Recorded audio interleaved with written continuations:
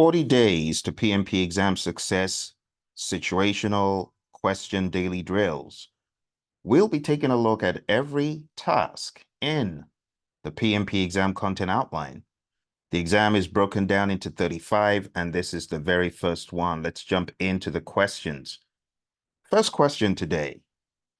You are a project manager at PLI Incorporated on an Agile project, and you've noticed a growing conflict between two team members over project priorities. The disagreement has escalated, impacting the team's productivity. What should you do next? A. Observe the situation and refer the team members to the team charter or social contract and ask them to solve any conflict you are perceiving. B. Interpret the source and stage of the conflict and analyze the context for this disagreement before deciding on the next steps. C. In the spirit of Agile, let the team members resolve their issues without intervention to promote independence and maturity. D. Immediately reprimand both team members for their behavior in front of the team. Choose an option, and I'll reveal the answer shortly.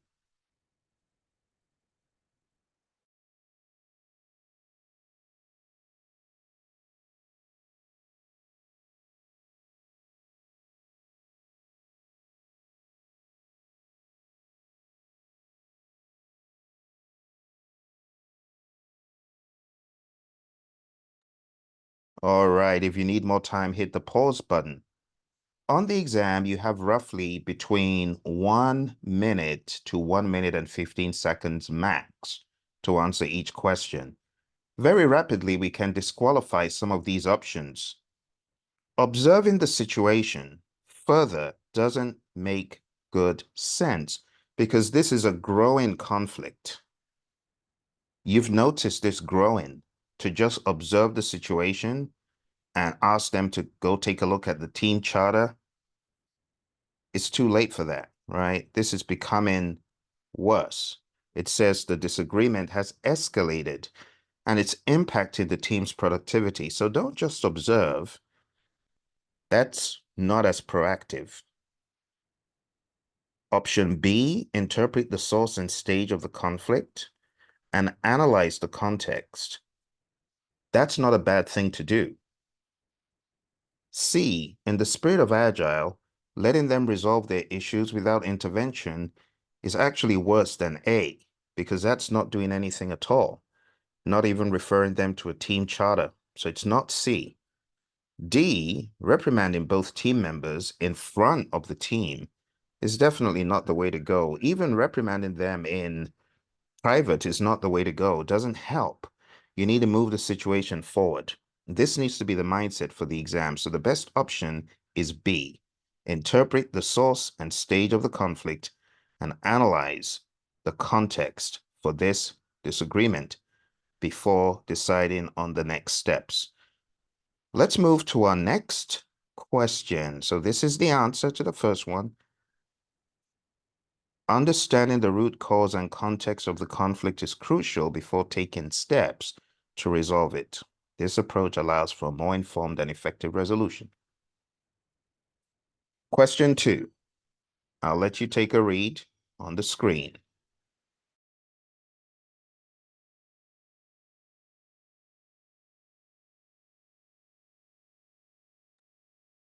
During a project at Engineers R Us, a conflict arises between the engineering and marketing teams over the product features to be prioritized for production. As the project manager, how should you address this conflict? A. Decide on the priorities yourself based on available technical information and reports. Avoid consulting either team in your decision to avoid further conflict. B. Have a lessons learned session with the teams to understand what went well in the previous sprints to better understand the situation. C. Hold a meeting with representatives from both teams to understand their perspectives and reconcile differences. D. Ask senior management to make the decision, removing yourself from the conflict using the power of escalation since these are senior stakeholders. Which answer do you think is the right one? I'll give you a few seconds.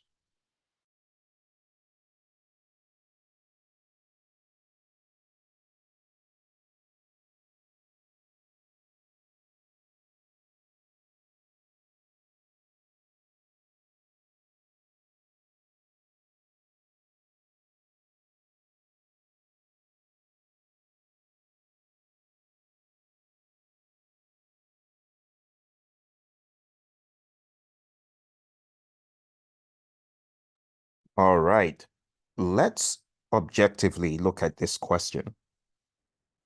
There is conflict. The conflict is about product features to be prioritized for production. We have two teams involved, engineering and marketing.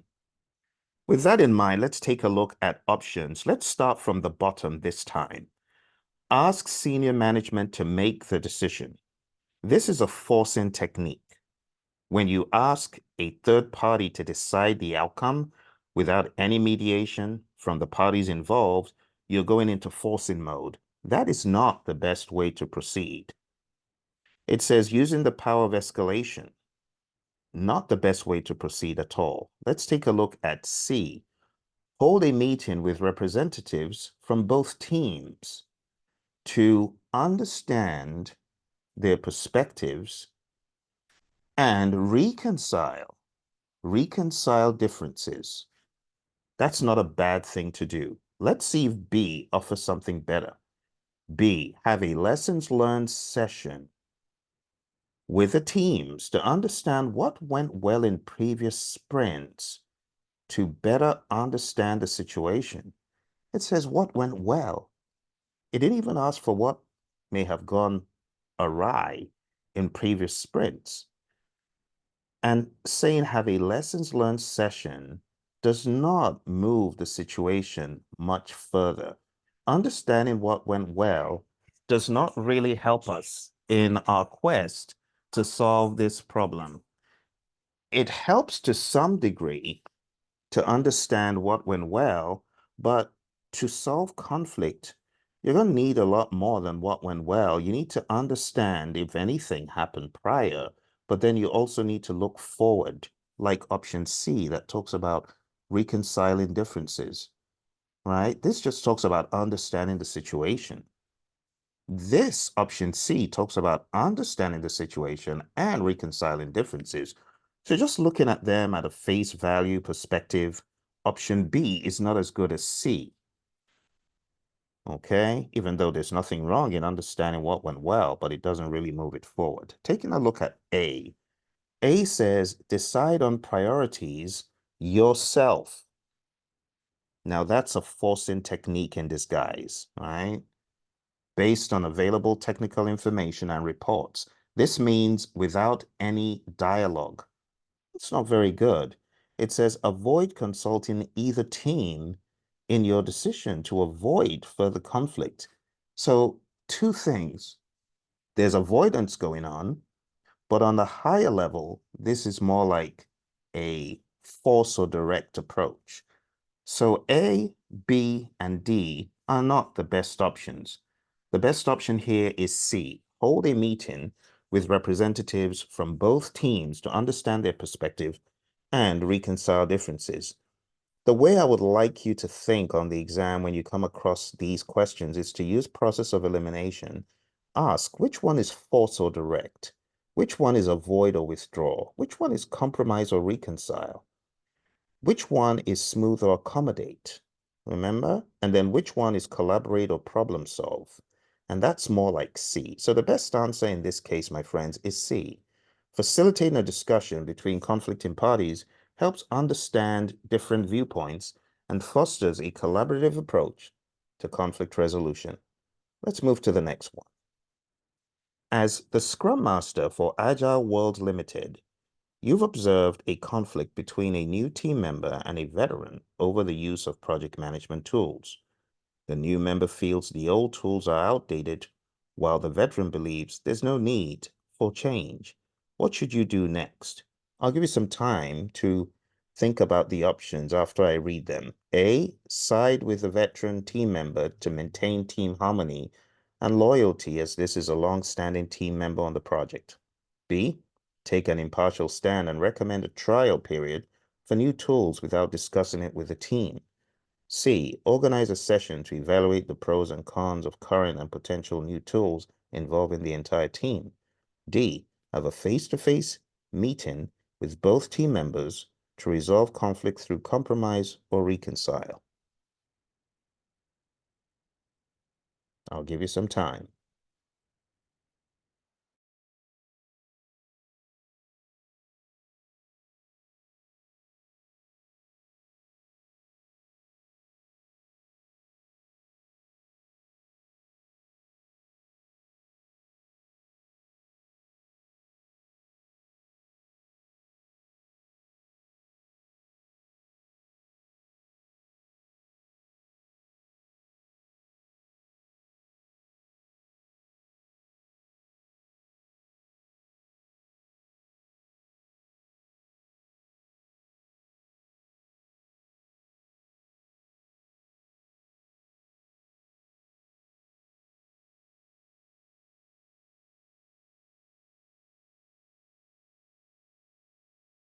All right, well, let's take a look at the options. Again, you want to use the process of elimination. You want to use the process of going through the different conflict resolution approaches that are cloaked into the options. Let's start with A this time. Side with the veteran team member. Well, that's a dead giveaway. You don't side with any team member, even in the sake of harmony and loyalty, right? Even if they've been there for a long time, you do not take sides, right? You are objectively approaching the conflict. So it's not going to be A. B, take an impartial stand.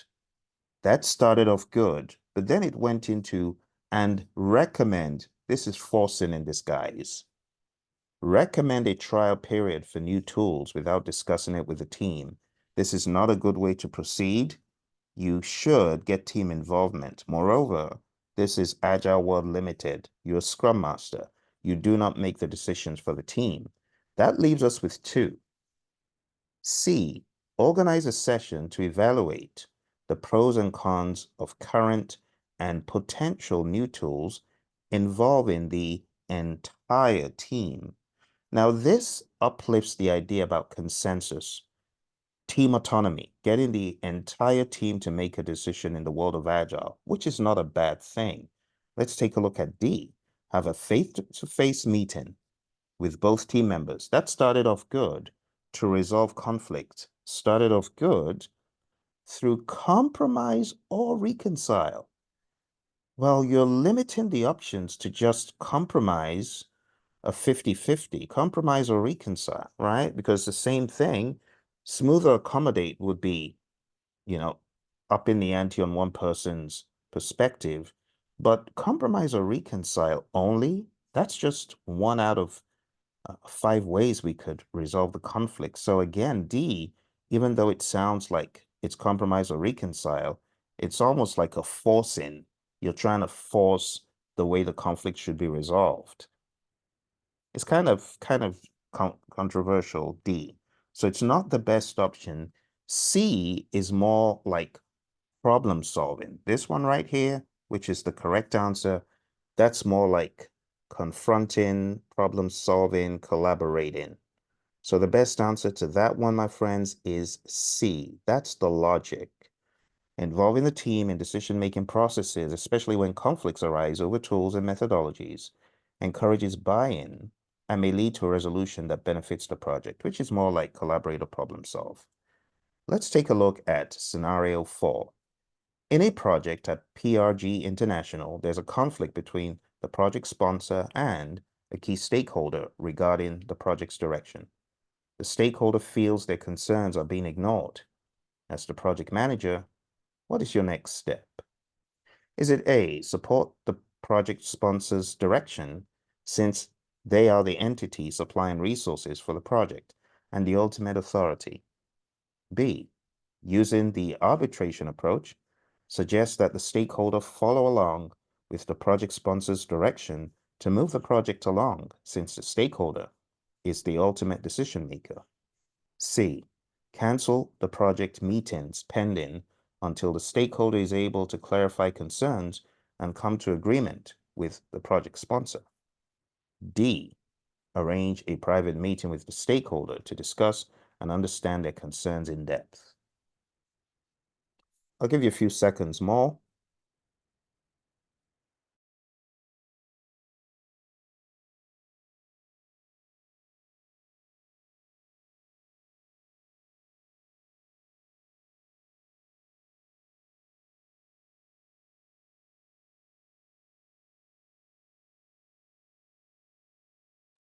All right, well, let's take a look at the options. Again, putting on your hat of insights into the world of conflict, knowing what is compromise, reconcile, force or direct, collaborate or problem solve, you really want something that is more long lasting. You also don't want to be prescriptive. So A, support the sponsor's direction. Just that unilateral decision, boom, I'm going to support the sponsor because they're supplying resources and they're the ultimate authority is not good. They could actually be wrong. So you don't blindly support anyone because of position. B, using the arbitration approach. Now, arbitration is more in the world of procurement, right? We don't know if this is a procurement issue. It says a key stakeholder. So it's sketchy on that. But beyond the terminology, it says follow along with the project sponsor's direction. You know what arbitration is? Arbitration is just a softer form of force or direct. Because at the end of the day, the arbiter's decision, right? It's their decision what should happen at the end. There's a difference between mediation, which is more collaborative, versus arbitration, which is more decisive based on the presiding person's decision. So using arbitration suggests that stakeholder follow along, just saying, go with what the sponsor says. Again, it's more like a forcing. There's little collaboration there. So the rationale is not even very good since the stakeholder is the ultimate decision maker. Not good. Take a look at C. Cancel the project meetings. That's a big statement. They could be several project meetings. They could be status meetings. They could be phase end reviews. They could be phase exits and all that. So to say cancel the project meetings pending until the stakeholder is able to clarify concerns. And not just that, but come to agreement. You're trying to force agreement and you're also holding up the project. That doesn't make much sense. Not the best option. There's also some borderline undercurrent forcing going on until you can agree with the sponsor. We're not doing anything. Not the best. Let's take a look at D. Arrange a private meeting with the stakeholder, okay, to discuss and understand. Understanding is key. Understand their concerns in depth. What will this help you do? Understanding their concerns is going to help you know how to leverage the power of collaboration, because that's really what we're after. Collaborative ideas, collaborative work. So based on all the options, even though D is the shortest, D is the best. You want to arrange a private meeting, discuss and understand the concerns. So let's take a look at the next slide for the verdict. Understanding the stakeholders' concerns through direct communication can help in finding a resolution that aligns with the project's objectives while addressing the conflict effectively. And you know, the main purpose of these exercises, my friends, is to help you understand how to think on the exam. It's not just to go through a bunch of questions quick.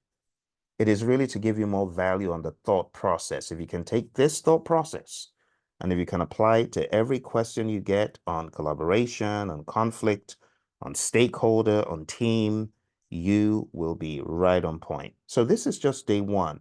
Do me a favor, smash the like button, subscribe so that you'll be getting these messages when I come out with day two, all the way to 40, because we're going in for the kill on this one. If you need a book that can help you on your understanding of the PMP exam, to really get all the content down pat. It's modeled after the PMP exam content outline. Just going down to the immersion.hpmexam.com, and you will be able to get the PMP exam immersion book, immersion.hpmexam.com. This will help you tackle people, process, and business in a methodical fashion over 40 days. Also comes with a workbook to help guide your studying day by day. But you definitely want to get these videos where you hear me break down the logic. You want to develop the muscle memory, my friends, to help you break down the logic. Thank you so much for joining me. I look forward to seeing you in the next video. Bye for now.